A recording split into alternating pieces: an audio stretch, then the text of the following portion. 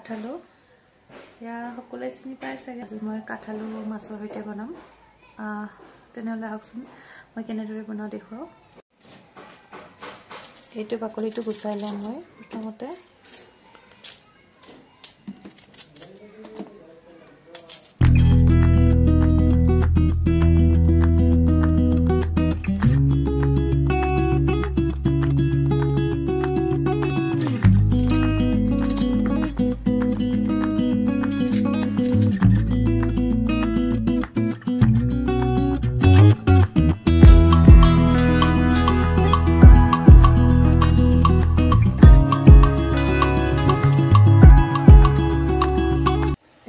এইখিনি কটা হৈ গল এতিয়া ইমানটো ডাঙৰ পিস কৰিছো এতিয়া এইখিনি বনাওক এইখিনি কটা হৈ গল আৰু মাছখিনি লৈ লৈছো এইখিনি মই মাছ যোৱাকালি ভাজি লৈছিলো এইখিনি দি দিম এতিয়া এইখিনি লৈ লৈছো ইয়াতে পিয়াজ জলকীয়া নহৰু আদা আৰু কেইটামান জালুক লৈছো আৰু কেইটামান লৈ লম মই জাবৰং বেছি নালাগে বাৰু এতিয়া মই এইখিনি খুন্দি লম প্ৰথমতে মই জাবৰং কটা খুন্দি লম নহলে নহব এতিয়া দি দিলো জালুক কেইটা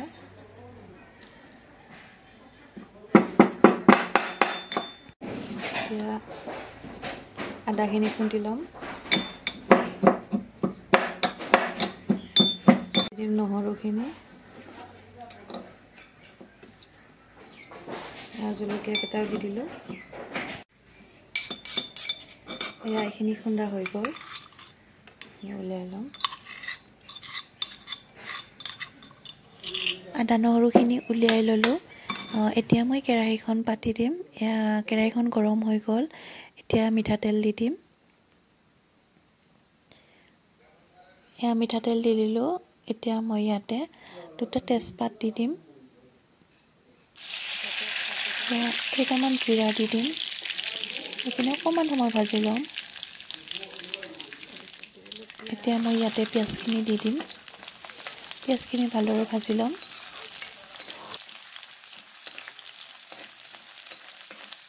এতিয়া হালধি দি দিলোঁ তেলতে এইখিনি ভালদৰে ভাজি লম এতিয়া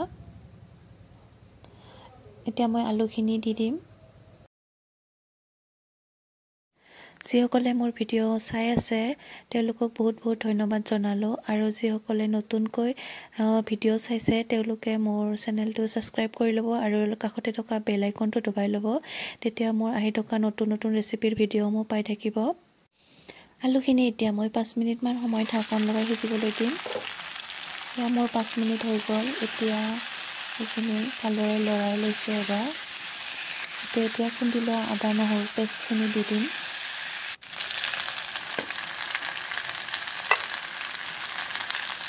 এইখিনি দি দিলোঁ এতিয়া সোৱাদ অনুযায়ী নিমখ দি দিম এতিয়া অকণমান ইয়াতে ৰেড চিলি দিম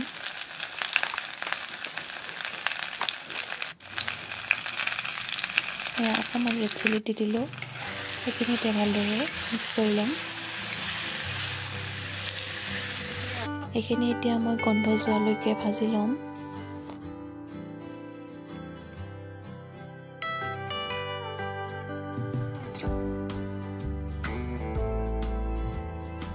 এতিয়া মই ইয়াতে আকৌ 5 মিনিট মান সময় ঢাকন লগাই দিম 5 মিনিট মান হৈ গ'ল এতিয়া এইখিনি ভালদৰে ভাজি ল'ম ইয়াৰ গোন্ধটো নাইকিয়া হৈ গৈছে ভাজি ল'লোঁ এতিয়া ইয়াতে মই পানী দি দিম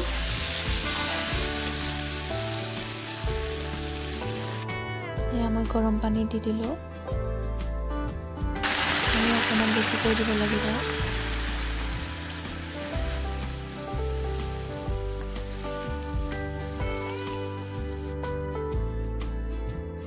অলপ বেছিকৈ পানী দি ঢাকন লগাই প্ৰায় 10-15 মিনিট মান সময় সিজিবলৈ দিম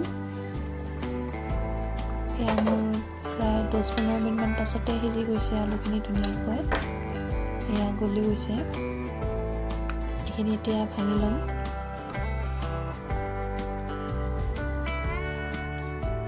আঞ্জাখন প্ৰায় ডাঠ হৈ আহিছে। ইয়াত আকৌ অকণমান পানী দিব লাগিব, নহ'লে লাগি ধৰিব আৰু মাছ দিব আছেয়ে। গতিকে অকণমান মই পানী দি দিম আৰু এয়া ইমান ডাঠ হৈ আহিছে। অকণমান পানী দি দিলোঁ। এতিয়া মাছ ভাজি থোৱা মাছ আছিলে, ৰৌ মাছ, সেইখিনি দি দিম। লৰাই আছোঁ নহ'লে লাগিয়ে ধৰে, যিহেতু বহুত ডাঠ হৈ গৈছে। গোটেইখিনি ভাঙি দিয়াই নাই, তথাপি ইমান ডাঠ হৈছে। সেয়া মই মাছকেইপিচ দি দিলোঁ। মাছকেইপিচ দিয়াৰ পাছত মোৰ 5 মিনিটমান পাছতে আঞ্জাখন হৈয়ে যাব, নহ'লে বেছি সময় সিজাব নোৱাৰিম, যিহেতু লাগি ধৰিছে। আৰু ভাজি থোৱা মাছ যিহেতু 5 মিনিটমান পাছতে এয়া মোৰ আঞ্জাখন হৈয়ে গৈছে। ধনিয়া পাত দি দিলোঁ। এতিয়া নমাই থ'ম। এয়া মোৰ কাঠআলু আৰু মাছৰ আঞ্জা ৰেডি হৈ গ'ল। এয়া চাওকচোন কিমান ধুনীয়া হৈছে। আমাৰ অসমীয়াসকলৰ থলুৱা খাদ্য হয়। কাঠআলু আৰু মাছৰ জুতি আমাৰ অসমীয়াসকলৰ পৰম্পৰাগত খাদ্য আৰু খাটি অসমীয়া জুতি হয়। সকলোৱে খায়ে বাৰু, আৰু চবৰে ৰন্ধন প্ৰণালীবোৰো বেলেগ বেলেগ হয়।